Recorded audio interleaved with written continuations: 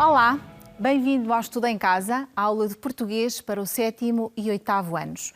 Vamos começar já com a resolução do desafio que te lancei na última aula. Lembras-te? Tratava-se de encontrar as características do texto descritivo e apresentá-las de forma esquemática. Vamos começar exatamente por definir o que é o texto descritivo. O que é a descrição? Trata-se de um momento de pausa no texto narrativo e da caracterização de personagens, objetos e locais. Quando vamos fazer uma descrição, começamos sempre por observar, por dar privilégio às nossas sensações e vamos registar aquilo que descrevemos e as suas características. Portanto, através daquilo que sentimos, das sensações visuais, auditivas, olfativas, táteis, gustativas e também da percepção do movimento. Lembras-te certamente das descrições do mar da última aula. Depois passamos à prática e vamos escrever. E quando escrevemos, vamos usar a classe do nome, a classe do adjetivo, o nome para nomear aquilo que estamos a descrever, o adjetivo para o caracterizar e depois o verbo deve sempre ser conjugado no presente ou no pretérito imperfeito indicativo. Como somos criativos, também usamos recursos expressivos, como a metáfora, a enumeração e a comparação. Quero dizer-te que na última aula fiz um desafio e recebi um trabalho de um aluno através das redes sociais. Não vou poder mencioná-lo aqui, quero só agradecer-lhe e dizer que pode ele, o Fábio Almeida, tenho que dizer o nome dele e agradecer-lhe o feedback, pode continuar a mandar-me trabalhos, eu já não vou mencionar mais nada aqui, mas vou sempre responder pessoalmente, ok? Não desistas porque a interatividade é muito importante. Então, passamos ao tema da aula de hoje. Esta será a primeira de 2 aulas dedicadas ao ambiente. E hoje a Terra vai ter algo a dizer-nos. Para isso, vamos começar por observar uma imagem e aqui eu faço a ressalva para os meninos que não conseguem ver e que devem ter particular atenção àquilo que nós vamos dizer, à descrição que vamos fazer da imagem, para construir uma imagem mental daquilo que todos estamos a ver entretanto. Então, olhando para a imagem, vemos o quê? Do lado esquerdo, vemos o perfil da Terra. Um perfil feminino. A Terra com todos os seus elementos naturais. A água, a terra, o ar que a rodeia, uma aura luminosa, o ar puro e, eventualmente, o fogo, porque temos ali a cor vermelha. Depois, do lado direito, em baixo, uma mão, a mão humana, já ferida, dilacerada, quase que a arder, e esta mão empunha uma arma e aponta à terra. Então, perante isto, a Terra vai ter algo a dizer-nos, é o título da nossa aula, e podemos resumir esta imagem em 2 expressões. Por um lado, a Terra completa e bela, do lado esquerdo, que fita a ameaça humana, a mão humana ameaçadora e destrutiva. E agora que já percebemos sobre o que é que vamos falar nesta aula, vamos passar a José Saramago. José Saramago é o autor do texto que vamos trabalhar hoje. Como já estás habituado aqui nas aulas, o que é que vamos fazer? Vamos conhecer um bocadinho mais de José Saramago, vais procurar obter as informações que eu te vou colocar ali à medida que vais visionando o vídeo. Então, vais ter que descobrir qual é o seu nome completo, a sua data de nascimento, a sua naturalidade, e a naturalidade, se não sabes, devias saber, é o sítio onde nasceu, as atividades a que se dedicou, e são muitas, podes registar apenas 1 ou 2, e os prémios que recebeu. Vamos então pôr o link da animação.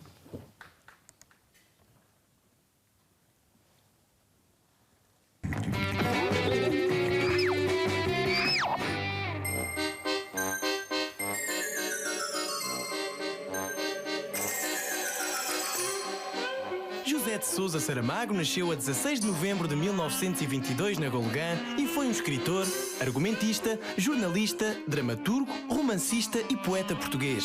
Durante a sua vida foi membro do Partido Comunista Português e diretor adjunto do jornal Diário de Notícias. Foi ainda um dos fundadores da Frente Nacional para a Defesa da Cultura. Deixou uma vasta obra de romances, contos, poemas, peças teatrais, entre muitos outros. Mas o grande reconhecimento da sua obra veio com a atribuição do Prémio Camões em 1995 e o Prémio Nobel da Literatura em 1998, pela primeira vez atribuído a um escritor português. Então, já vimos o vídeo, não foi? E não foi difícil encontrar estas informações.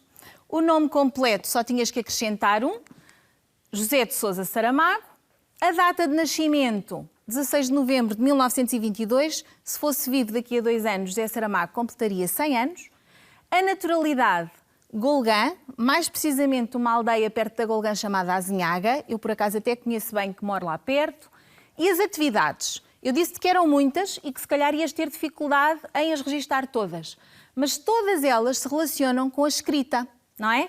Então, a que é que ele se dedicou?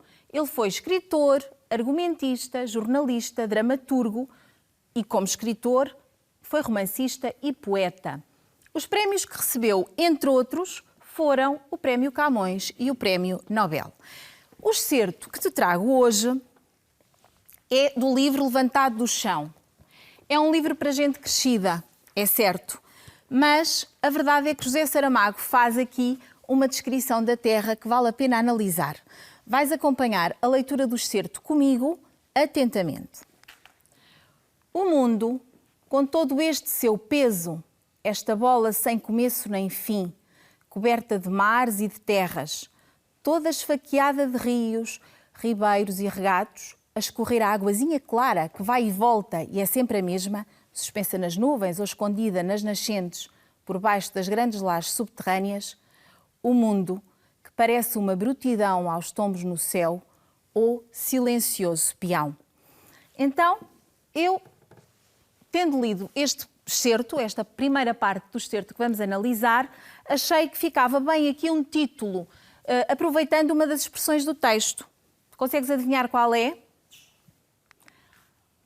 Relacionando com a imagem que aparece ali, que é a imagem da Terra vista do espaço. A Terra, esse silencioso peão. Antes de avançarmos, há ali uma palavrinha sublinhada que tu certamente relacionas com violência.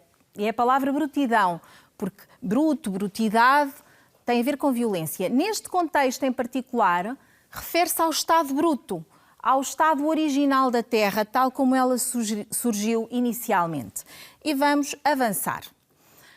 A tua tarefa agora vai ser transcrever deste excerto que acabámos de ver, e eu vou-te dar a oportunidade de o voltares a ver, transcrever expressões que contenham estas informações.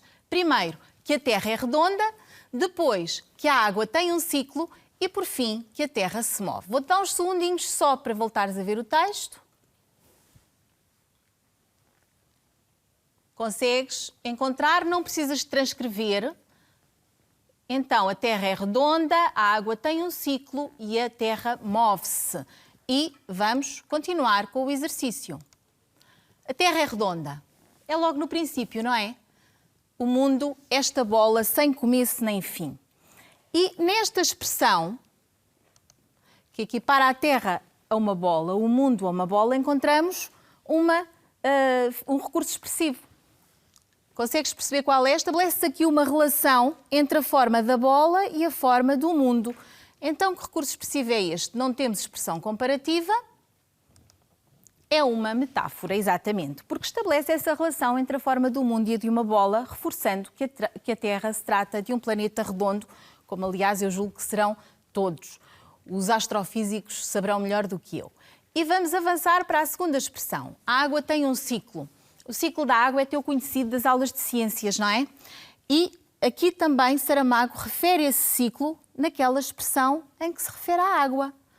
A águazinha clara que vai e volta e é sempre a mesma. E o que é que evidencia aqui que se trata de um ciclo? Exatamente os verbos vai e volta e a expressão é sempre a mesma. E à semelhança do que fizemos na expressão anterior, vamos ver qual é o recurso específico que temos aqui. Na outra aula, quando analisámos o poema de Torga, aparecia o valor expressivo do diminutivo. Lembras-te? Aqui também temos um diminutivo, a águazinha clara, seguido de um adjetivo. Então, este diminutivo reforça a ideia de quê? De que a água é frágil, este diminutivo mostra a fragilidade da água, e que originalmente era pura. E vamos avançar para a última expressão. A terra move-se. Esta até está no título que eu escolhi. A terra, esse silencioso peão. Mas também uma brutidão aos tombos no céu. A tal violência original da terra, o seu estado bruto. E que recurso específico temos aqui? Vamos ver? Aqui já temos a expressão comparativa. Temos o verbo parecer. Lembra uma brutidão aos tombos no céu ou um silencioso peão. Exatamente, é uma comparação que enfatiza a força original da Terra e o seu movimento contínuo e silencioso no universo. Silencioso porque não tem atrito. Porque se tu puseres um peão a rodar no chão, ele até faz um certo barulho. A Terra não. É silenciosa. E avançamos para a continuação do excerto. A ação do levantado do chão decorre em Monte Lavre, é uma aldeia, e por isso temos essa referência aqui. O mundo é visto de Monte Lavre uma coisa delicada, um relógiozito que só pode aguentar um tanto de corda e nem uma volta mais. E se põe a tremer, a palpitar, se um dedo grosso se aproxima da roda balanceira, se vai roçar mesmo de leve a mola de cabelo, ansiosa como um coração. Um relógio é sólido dentro da sua caixa polida, inoxidável, à prova de choques até ao limite do que lhe for suportável, à prova de água. E aqui também eu sugeri um título, A Terra, um relógiozito, porque a Terra está comparada, mais uma vez, ao relógio, através de uma metáfora, porque não tem a expressão comparativa. Tens ali uma imagem que te ajuda a visualizar a Terra e o mecanismo do relógio, porque de facto aqui trata-se de um relógio mecânico e não do relógio a que tu estás habituado. É um relógio que tem uma máquina muito minuciosa e muito intrincada lá dentro. Então, a tarefa que te proponho agora é que procures todas as palavras do campo lexical de relógio, isto é, todas aquelas que dizem respeito a relógio. E é fácil, começamos logo com relógiozito, outro diminutivo, depois corda, e tu aqui não sabes o que é que significa corda, porque se calhar não estás habituado a este tipo de relógios, mas é aquilo que nós temos que rodar para que o relógio não pare e continue a trabalhar. Depois, a volta é a volta da corda, e a seguir temos duas peças do mecanismo do relógio, a roda balanceira e a mola de cabelo. É verdade, a mola de cabelo tão fininha, que se chama assim. E por fim, voltamos a ter a referência a relógio, à caixa que protege o mecanismo do relógio e duas características que normalmente são associadas ao relógio: ser à prova de choques e ser à prova de água. Conseguiste acompanhar? Não é difícil, pois não? Ainda com este excerto temos outra tarefa. Todas as palavras que revelam a fragilidade do relógio e, portanto, a fragilidade da Terra. E começamos logo com o diminutivo de que já tinha falado. Ou antes disso, uma coisa delicada. Saltei aqui uma expressão, uma coisa delicada, quer dizer que é frágil. Um relógiozito, o diminutivo com o tal valor expressivo. Depois temos dois verbos que mostram essa fragilidade. Exatamente, tremer e palpitar, o adjetivo ansiosa e uma comparação. Ansiosa como quê? Como um coração. A terra e o relógio. E vamos avançar para a última parte deste excerto. Mas se lhe tiram a casca, se o vento, o sol e a umidade começam a girar e a bater por dentro dele, entre os rubis e as engrenagens, qualquer um de vós pode apostar e ter a certeza de ganhar que acabaram os dias venturosos. Visto de Monte Lavre, o mundo é um relógio aberto. Está com as tripas ao sol, à espera de que chegue a sua hora. Então, o título que eu encontrei para esta última parte é A Terra espera a sua hora. E a Terra espera a sua hora a significar que espera a sua morte. E porquê? Porque se lhe tiram a casca, se o vento, o sol e a umidade começam a girar e a bater por dentro do relógio, que é a Terra, isto significa o quê? Se lhe tiram a proteção, se há aquecimento global, se há alterações climáticas, a Terra aproxima-se do seu fim. Está como um relógio aberto, com as tripas ao sol, à espera de que chegue a sua hora. E vamos continuar, já de seguida, para o início de uma reportagem acerca da situação ambiental em Portugal. Ela já tem alguns anos, mas é ilustrativa dos problemas que nós vamos tendo. No fim de veres esta reportagem, este excerto da reportagem, deverás saber qual é a intenção deste vídeo. Se é informar e publicitar, publicitar e denunciar, ou denunciar e informar. Vamos lá.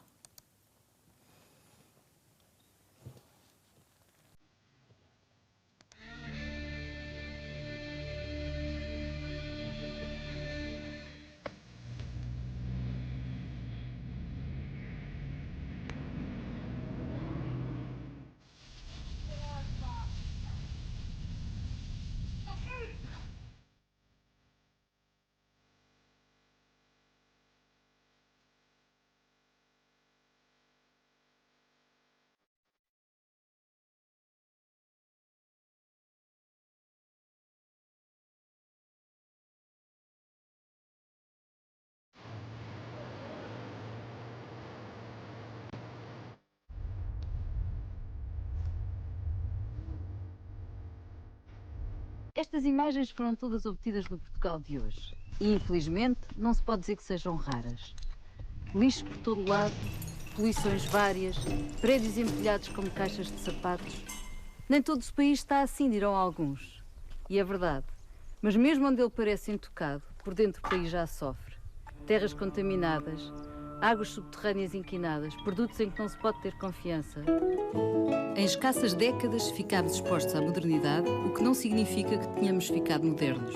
Os padrões de consumo podem ser quase idênticos aos de outros países europeus, mas o nível de desenvolvimento, esse, continua baixo.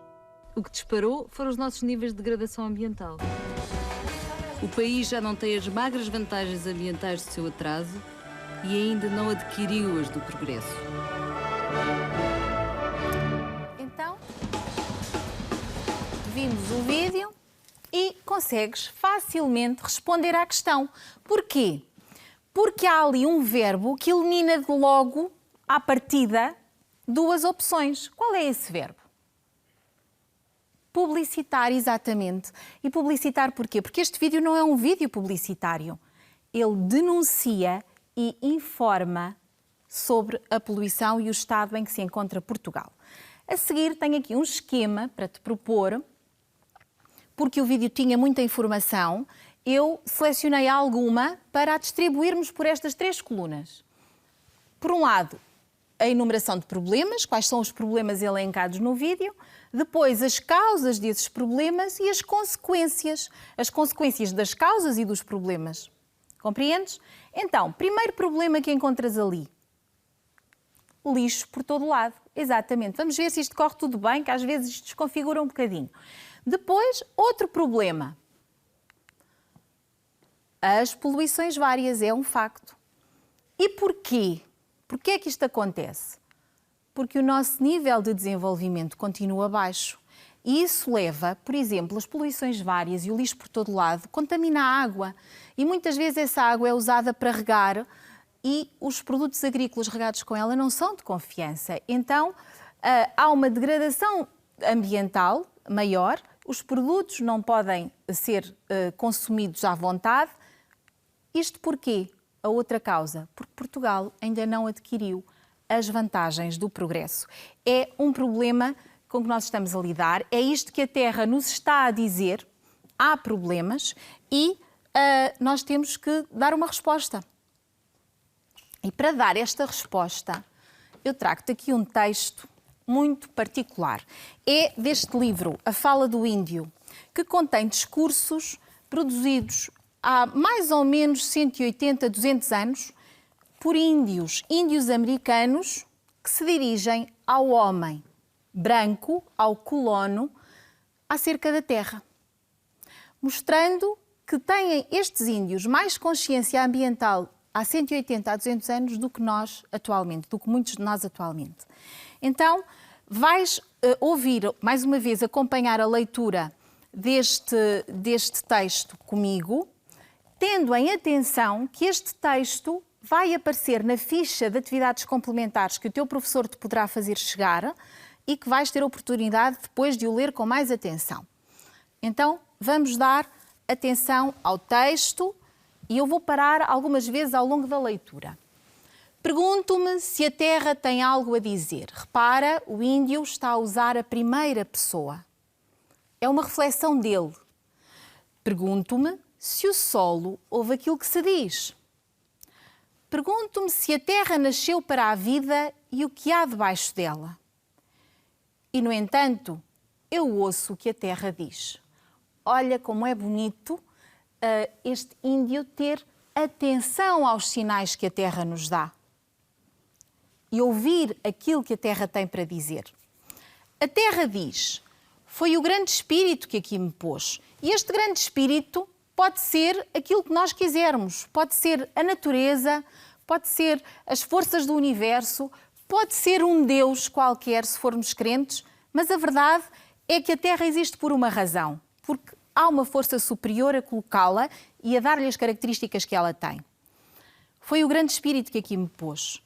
O grande espírito pede-me que tome conta dos índios, e os índios aqui são os homens, é a humanidade, que os alimente bem. O grande espírito encarregou as raízes de alimentarem os índios. A água diz o mesmo. O grande espírito conduz-me, alimenta bem os índios. A erva diz o mesmo, alimenta bem os índios. Repara como todos os elementos naturais que nós víamos na imagem inicial desta aula estão presentes aqui. E são enfatizados, porque foram criados exatamente e existem para alimentar o homem, para dar vida ao homem. Vamos continuar. A terra, a água e a erva dizem. O grande espírito deu-nos nomes. A terra diz, e agora atenção que aqui temos a mensagem da terra. O grande espírito colocou-me aqui para eu produzir tudo quanto cresce sobre mim, árvores e frutos. Da mesma maneira, a terra diz, é de mim que o homem foi feito. O grande espírito, ao pôr os homens sobre a terra, quis que eles tomassem conta dela muito bem e que não se prejudicassem uns aos outros. Então, o que é que nós encontramos aqui? Encontramos a responsabilidade da terra, que nos alimenta, que nos dá a vida, mas depois também a responsabilidade do homem. E é uma responsabilidade perante a terra e perante os outros homens.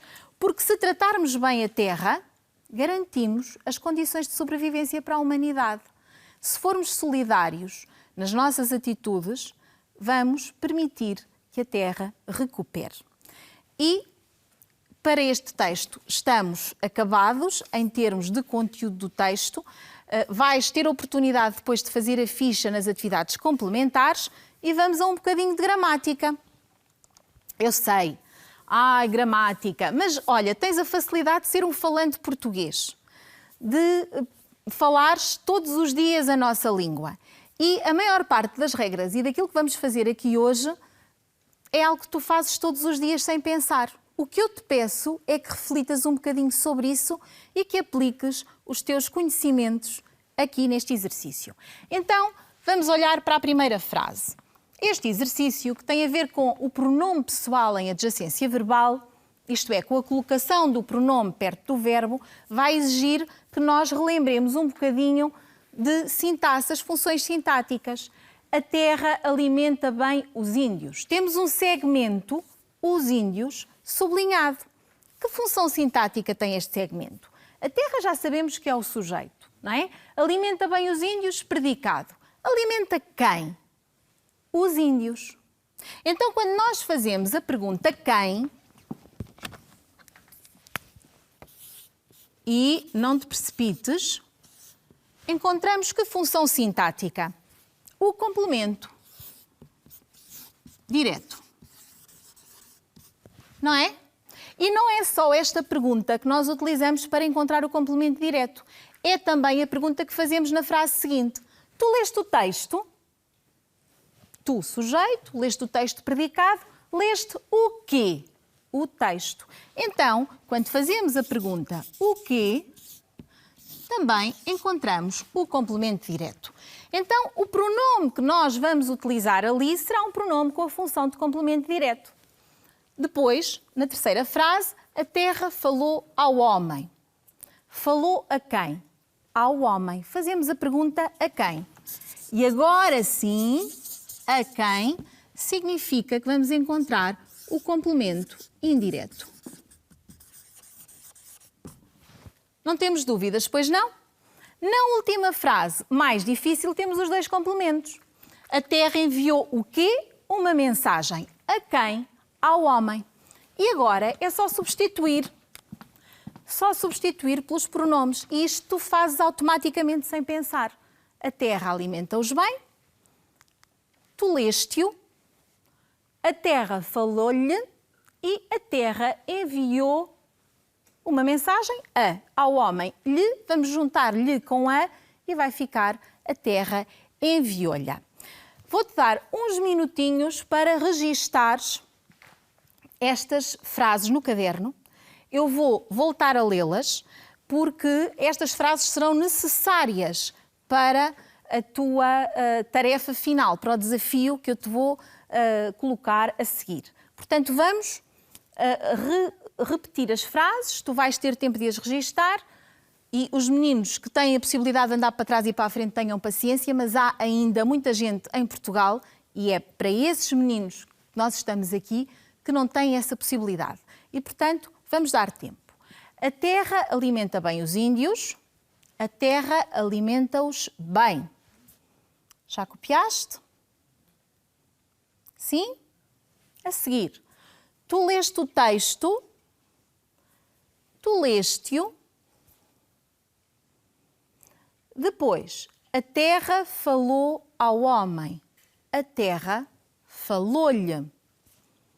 E, por fim, a terra enviou uma mensagem ao homem, a terra enviou-lhe. Não te esqueças de sublinhar os complementos direto e indireto. Aproveita para os sinalizar ali. Portanto, os índios, complemento direto, o texto, complemento direto, ao homem, complemento indireto e uma mensagem, complemento direto de novo, ao homem, complemento indireto. E esta função é desempenhada pelos pronomes que nas frases a seguir substituem esses segmentos. Não há dúvidas, pois não? Eu creio que não.